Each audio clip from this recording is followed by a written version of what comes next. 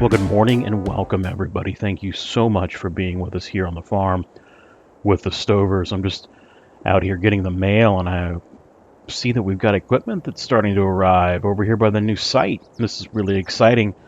We'll get to that. I want to walk you through that, but I first got to talk harvest. We've had a ton of rain. It's way too wet to continue today. Equipment's still there. We've got all the tarps on. We're good. One final big field to get done, which I'm not worried about whatsoever. It's late October. We've got plenty of time. What I am worried about is that John Deere 4440. We need to get it fixed. So we're back here behind the house in the old barn. I've got my Super Duty connected to the 20-foot pole behind, and we've got to find a way to get this old Deere up onto this trailer. It's not going to be easy. Fortunately, Jimmy came over yesterday and helped me get the loader and the attachment off. We use a skid steer for that. Just wanted to note that there's a couple of New Holland skid steer mods on the in-game mod hub that have been modified from the original in-game version. If you remember that original C362, it liked to tip over a lot. It has been redone, and it now can lift things.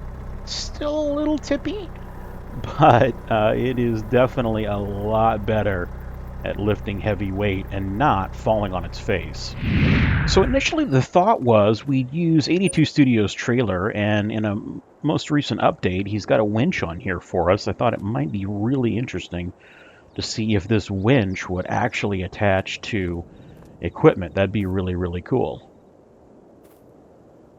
I don't think it does. It's intended for trees, and I get that. Maybe we can wish, and in a future update, we can attach to equipment. Or maybe there's a mod out there right now that I don't even know about where you can attach to equipment. So let's try something different.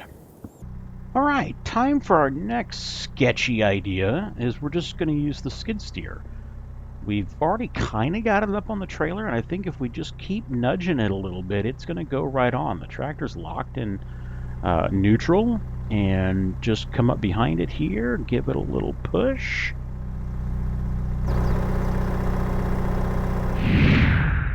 I mean, clearly that was a great idea. Let's just go ahead and strap it down because, well, you know my luck with trailers. We do not want another insurance claim.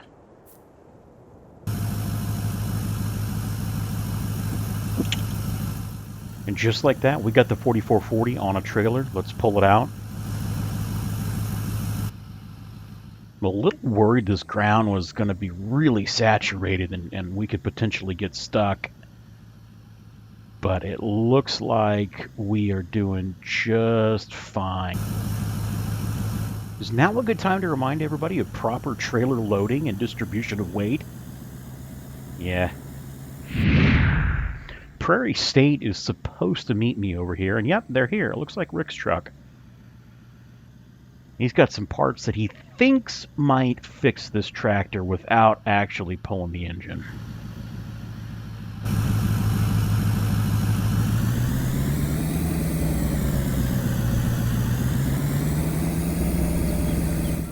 And there's really no reason to take it off the trailer. We're just going to leave it on this flatbed.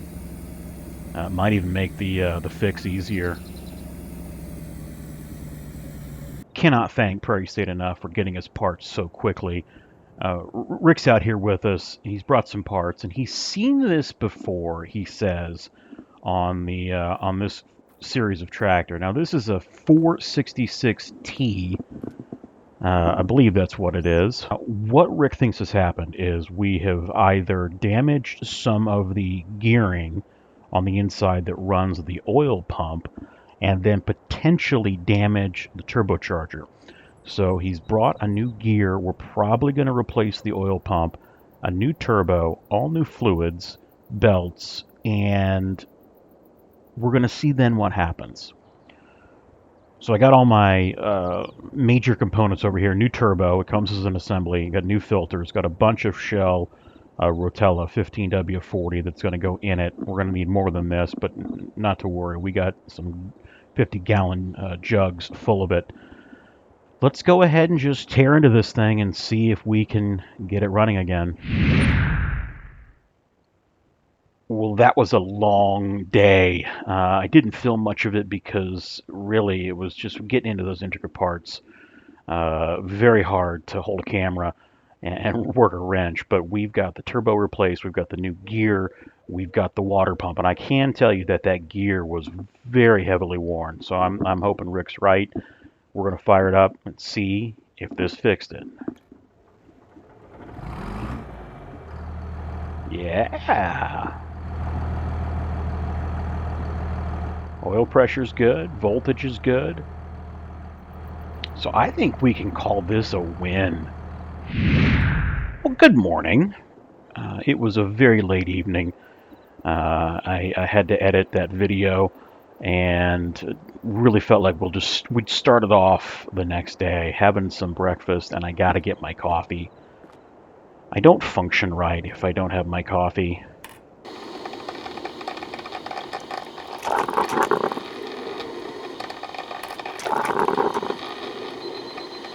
And I'm not talking just 1 or 2 cups, like I could drink the whole pot.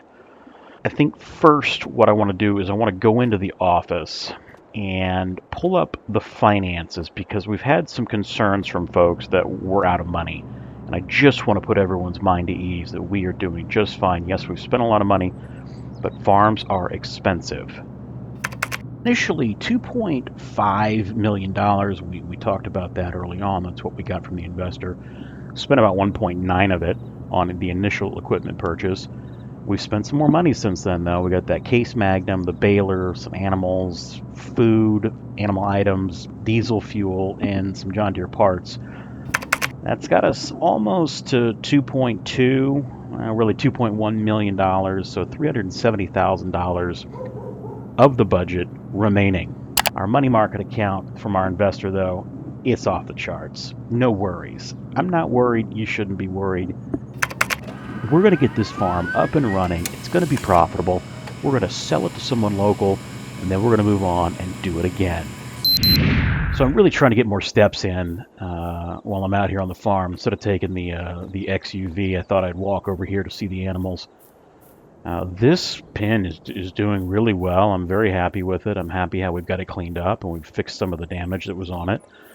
Let's just poke our head in here and see how the animals are doing before we walk over to that new area that's just about to break ground. Looks like they've got plenty of food, plenty of straw. They're in good shape. We'll do a round of feeding for them here later on today, but I think they're good to go for now. Across the road, though, this is where it gets interesting. You can see we've got some action going on. I think there might be an inspector out here now, or a surveyor, doing one last walk of the area before we actually start cutting. But the company's brought out some pretty heavy equipment. Got a Volvo lifter here. Looks like that's going to pick up the logs after they've been cut. And this thing right here, I don't know what this does. I am not a logger by any means, but it all looks very expensive. It all looks very technical, and I'm sure it takes some skill to operate it. So for this part of the build, I thought I'd do something just a little different. You probably don't want to see me just sit here and start building this in this particular episode. So I'm going to run a very quick montage of a time lapse of making this into the new yard.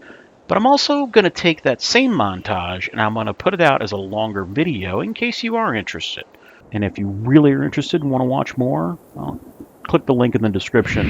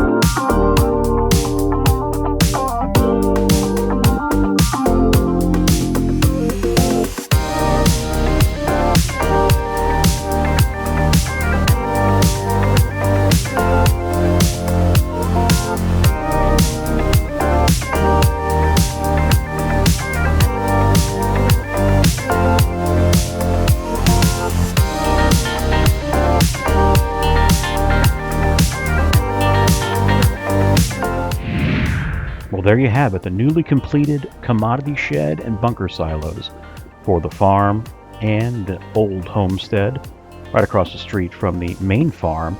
I think this is going to be a huge help as we get more animals and we get more silage or want to make more silage. You can get a little back entrance. Thanks so much for watching. I hope you enjoyed this.